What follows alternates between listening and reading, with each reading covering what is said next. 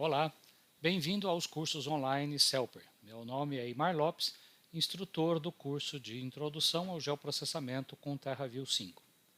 Parte 1, aula 4A.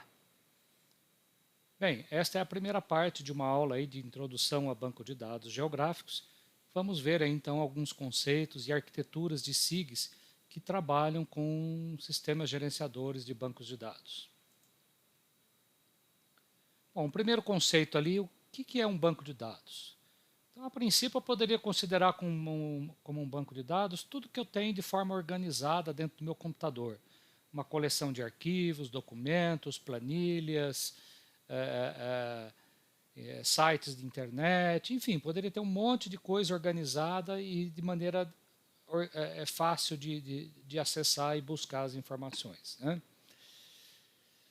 Bom, mas e quando se fala de um banco de dados geográficos? A gente pode entender como um banco de dados geográficos que essa mesma coleção de arquivos e dados armazenados no seu computador tenha a componente espacial geográfica associada. Por exemplo, um diretório do meu computador onde eu tenho um monte de arquivos TIFF, arquivos vetoriais do AutoCAD, ou arquivos do Shapefile da URSS, ou tabelas, por exemplo, de pontos em diferentes formatos como DBF, CSV no formato de texto separado por ponto e vírgula, enfim, né? Se fosse geográfico agora meu banco de dados, poderia ter exatamente um monte de informações geográficas armazenadas dessa forma. Bom, mas trabalhar com sistemas de arquivos convencionais, né, você vai ter vários arquivos armazenados em diferentes pastas e você eventualmente vai ter que ter vários programas para armazenar e recuperar essas informações, porque às vezes cada arquivo está num formato proprietário de algum software, né? E desvantagens de trabalhar dessa maneira é a questão da redundância e inconsistência dos dados. Você tem dificuldade de acessar informação, porque o programa às vezes pode não estar disponível, você não tem a versão atual, questão de acesso concorrente, vários usuários querendo acessar o mesmo arquivo TIFF ou o mesmo arquivo Shapefile, você tem problemas aí de consistência, né, de segurança, integridade e isolamento dos dados, né? No fundo, o que acaba tendo que acontecer é que cada usuário tem que ter o seu conjunto de dados proprietário ali na forma de arquivos convencionais. Então, um conceito mais geral aí do que é o banco de dados é sinônimo para um repositório de dados organizados e controlado por algum software específico. O tal do SGDB, que é o Sistema Gerenciador de Banco de Dados. E esse sistema gerenciador oferece um monte de ferramentas, tanto para armazenar como para recuperar as informações, fazer consultas e mesmo armazenar também informações geográficas. A gente vai ver que tem bancos de dados hoje do mercado que tenham uma camada, tem um drive espacial ali para justamente mexer com geometrias, né? Então a gente poderia dizer que o meu SGDB ele é geográfico. Um pouquinho da evolução das tecnologias de banco de dados, né? Nós começamos lá nos anos 50, onde você tinha programas que trabalhavam exclusivamente com arquivos, né? Então não tinha muita organização de forma colaborativa, né? Era coisas bem individuais mesmo, né? Depois, já nos anos 70, surgem os primeiros bancos de dados hierárquicos, né? A IBM foi uma das empresas que começou com esse tipo de banco.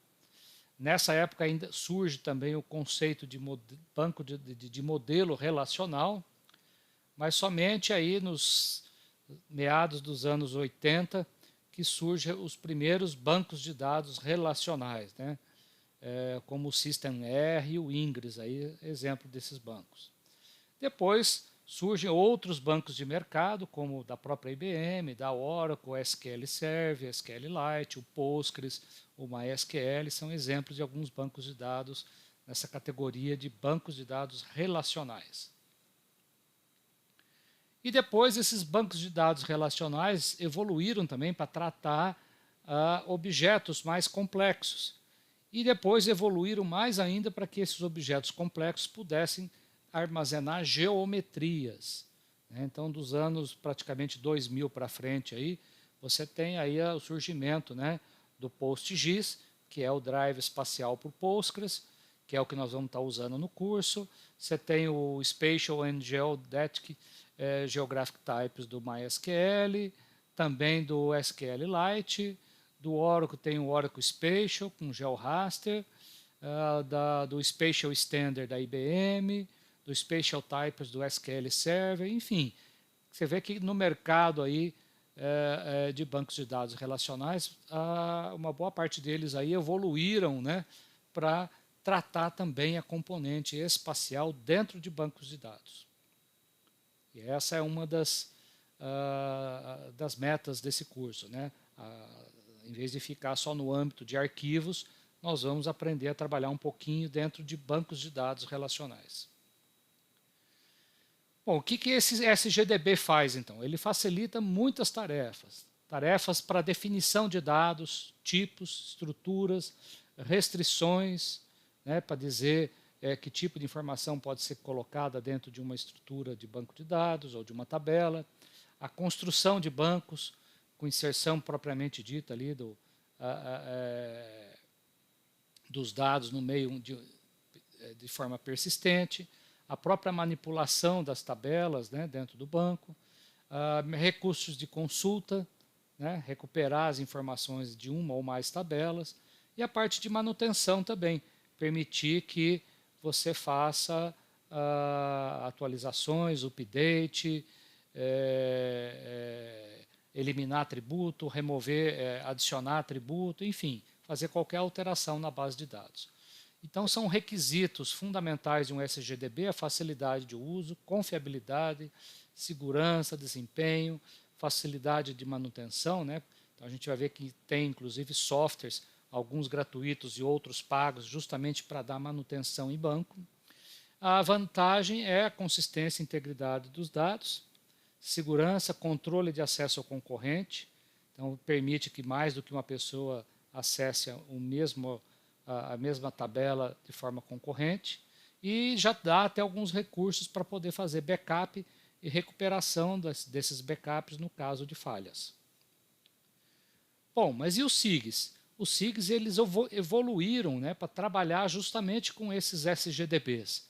E aí no mercado a gente vê praticamente dois tipos de arquitetura. Uma arquitetura chamada dual e a outra chamada integrada. A arquitetura dual é aquela onde você tem o teu SIG, né, e ele se liga a um banco de dados somente para armazenar a parte geográfica, a parte alfanumérica, que são as tabelas, informação descritiva. A parte geográfica é armazenada num formato proprietário do software. Então, por isso que é dual. O dado geográfico está de um lado e a tabela está de outro. Né? Exemplo de sistemas desse tipo é o Spring do INPE. Né? Então, os dados alfanuméricos são armazenados em bancos e o dado espacial no formato binário específico do software. O antigo Arquivio, o Arquinf, até a versão 7 também trabalhava dessa maneira. O próprio formato shapefile é assim, né? Você tem lá o arquivo SHP, que é a geometria, e tem o DBF, que é a tabela descritiva. Então, eles são dois arquivos separados. Eles só têm que estar no mesmo diretório do sistema operacional ali para você construir a visualização do mapa e da tabela juntos ali numa interface do teu SIG. O Idris também tem essa possibilidade, né, de trabalha dessa maneira dual. Né. Então, quem que é o gerenciador de dados de um sistema como o Spring, o Arquivio, o Idris?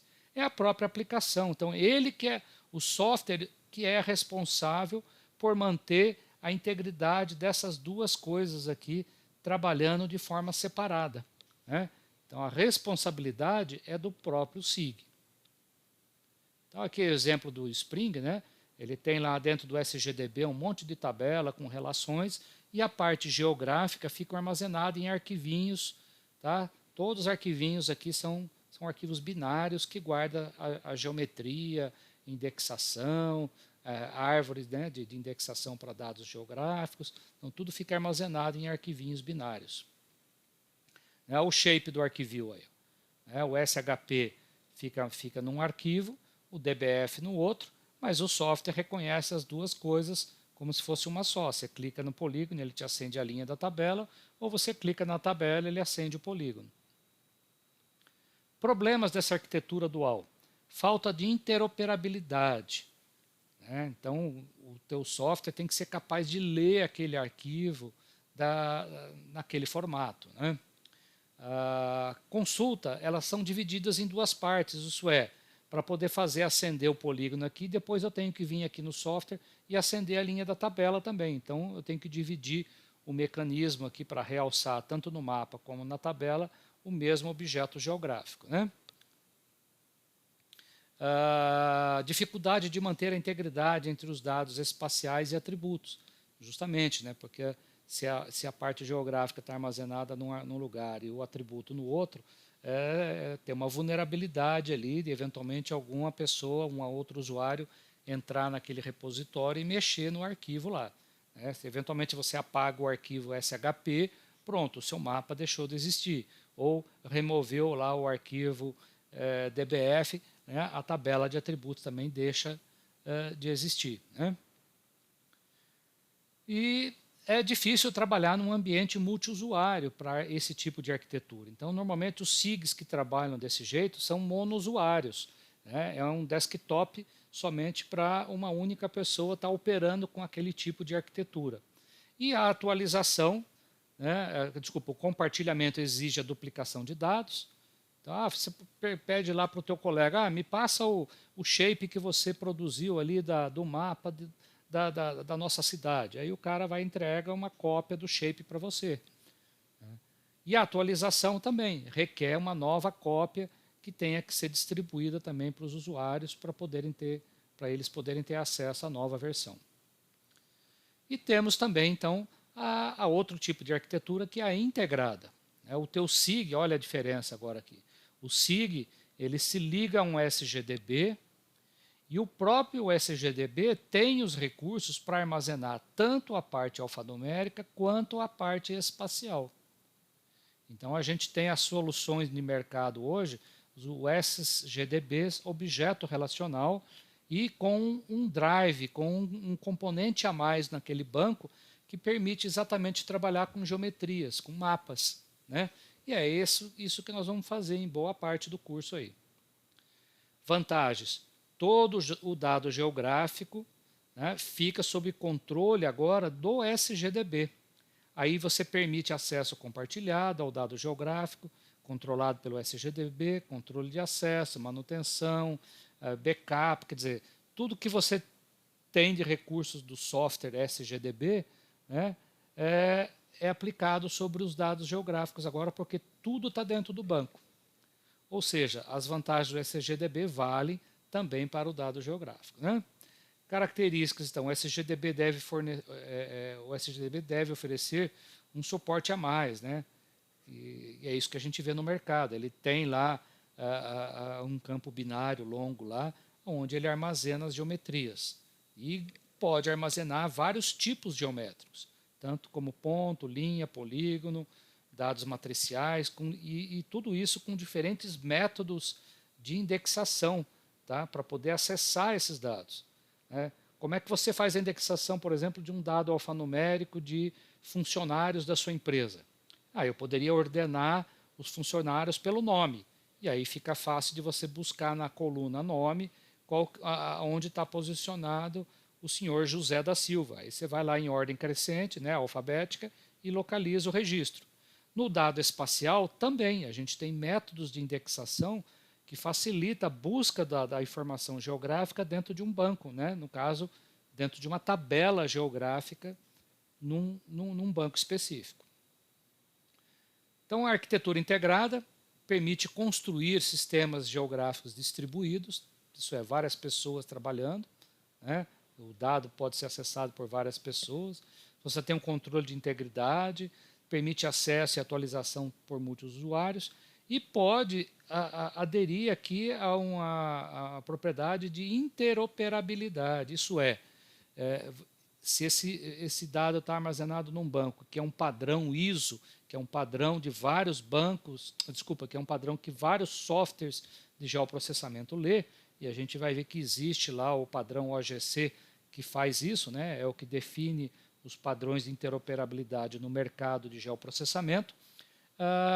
Você pode estar usando o nosso TerraView aqui para armazenar um dado no banco, e o teu colega pode estar usando um outro software lá, o QGIS, por exemplo, para acessar a mesma base de dados. Ok, então era essa a primeira parte aí de introdução aos sistemas gerenciadores de banco de dados. Muito obrigado pela atenção, até a próxima aula.